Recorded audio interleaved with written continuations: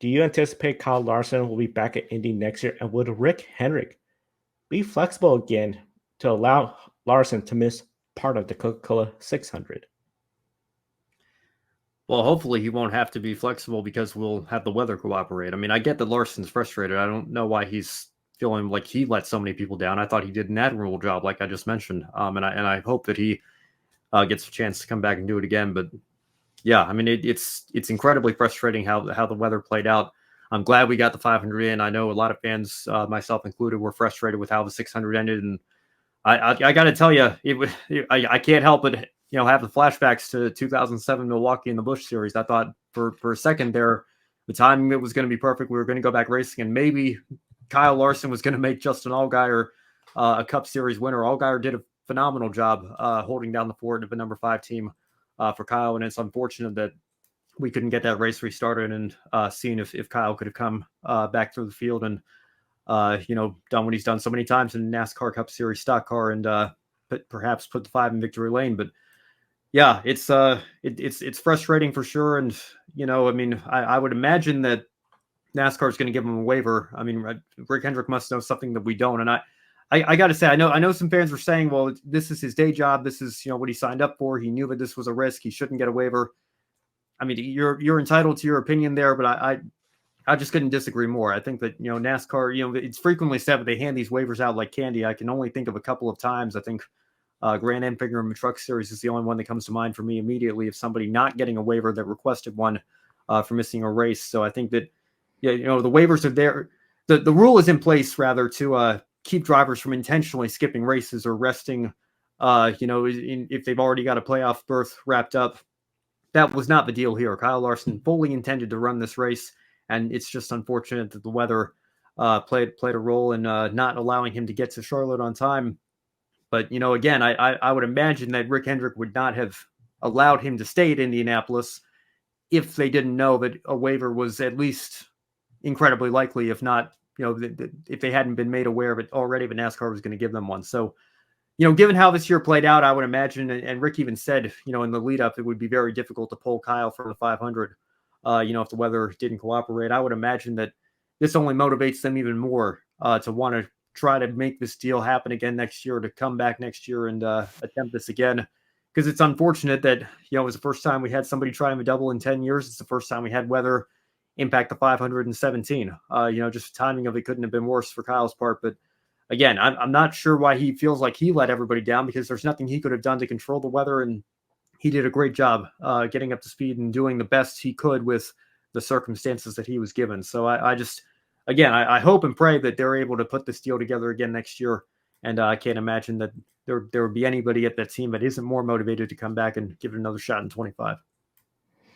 I'd love to see Kyle Larson get another shot next year. I 100% agree with you that this was out of Kyle Larson's hands. The weather just unfortunately messed up a lot of people's plans, not just Kyle Larson, but I mean, for everyone that was trying to catch to report, view both races, you had to make a decision, all sorts of things. And if there's one thing I'm curious about, Rick Hendrick, he was at Indianapolis Motor Speedway. Jeff Gordon was at Indianapolis Motor Speedway. I have a sense that maybe as they experience the pageantry, everything that is the Indianapolis 500, it hits different than the Brickyard 400 by a long, long ways. If maybe, okay, Kyle, you have to stay, you have to do this race. I don't fault Kyle Larson. I think it's just the competitive nature. Everyone, he felt like he may have let down, but really just a victim of the circumstances with the weather, everything just not cooperating. I think really just demonstrates how challenging it takes logistically to put this all together for any driver that makes the attempt for the double.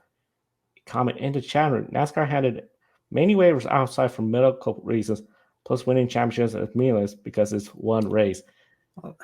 Yeah, I mean, people know how I feel about our playoff system. I wouldn't go so far as to say it's completely meaningless. I don't think it holds as much weight as a full season championship would have back in the day. But, again, I mean, we already have such a convoluted bracket system, and, winning trumps everything, and you can have a 40th place finish, which is basically skipping a race because what you only get 1 point, right? I mean, you might as well have not even shown up.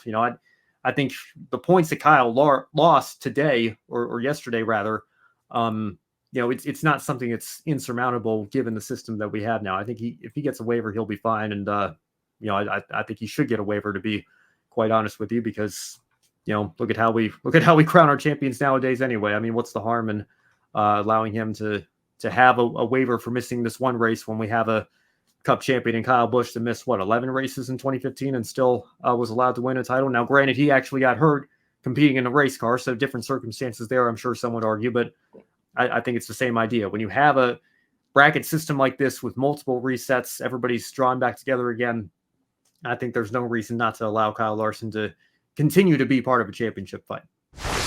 How disappointing was it overall for Kyle Larson to get all the way there, not race, but also I'll throw in this. How impressed were you with Allgaier's performance in the race? It was very disappointing. And, again, I know we touched on this during the IndyCar portion of the show, but, I imagine he's got to be crushed. All the effort that went into trying to pull off the double here and arriving to Charlotte late and thinking that the timing might have actually worked out perfectly because they were just going red as he was getting there, and they could take their time with the driver change. And of course, they still would have had to drop to the back of the field.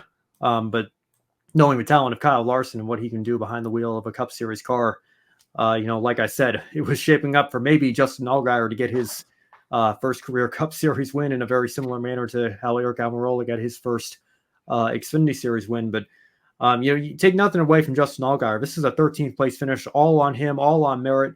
And, something that, again, I don't know if Allgaier is at the point in his career where he would be interested in a full-time Cup Series seat, but it's not because of a lack of talent. What he's done in Xfinity with Junior Motorsports for the last several years, I think he's done everything but win a championship in that series. He is absolutely sensational in his own right. And to come in here with very little, if any, I think, experience in the next-gen car, I think he's filled in a couple of times here or there as well, but to come in here and not only keep the car in the lead lap, but to drive it up into the top 15 and finish there, solid day for the 5 team in the Owners' Championship, if that means anything. I know I like to follow it a little bit, but I understand that it's not on the front of everybody's mind, but it does still count all the same for the 5 team in that regard.